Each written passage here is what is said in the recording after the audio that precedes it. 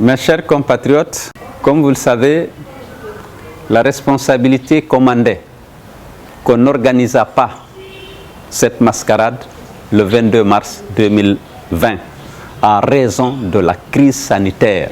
Le coronavirus était bien présent dans notre pays. Alpha Condé le savait.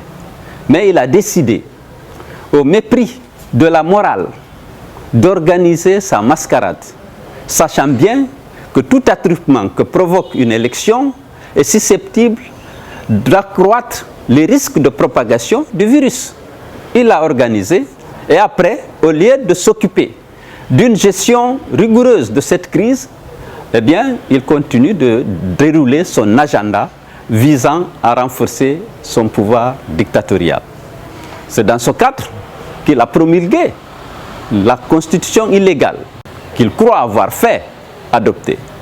Et maintenant, il vient de convoquer la première session de son parlement illégal qui va regrouper plus de 200 personnes.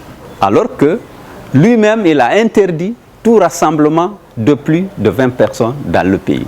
Mais lorsqu'il s'agit de son pouvoir, eh bien, les règles et les lois n'ont pas d'importance. Alors, le FNDC a noté avec indignation qu'il continue de dérouler son agenda sans se préoccuper de la vie et de la santé de notre peuple.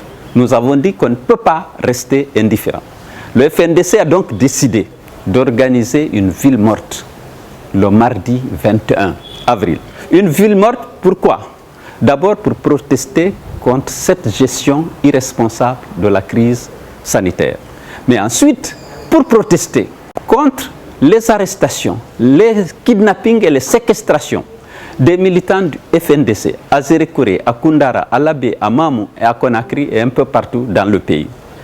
Nous voulons aussi exprimer notre indignation face à la mise en place dans ce contexte de cette assemblée illégale.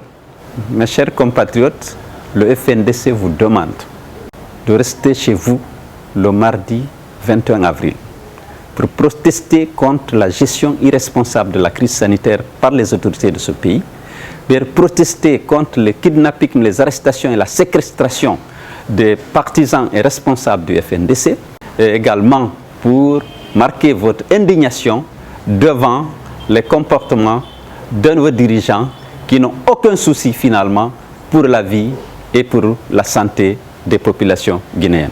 Je sais que vous le ferez, tout comme je suis convaincu que vous êtes en train d'observer et de faire observer les consignes données par l'OMS pour limiter la propagation du coronavirus.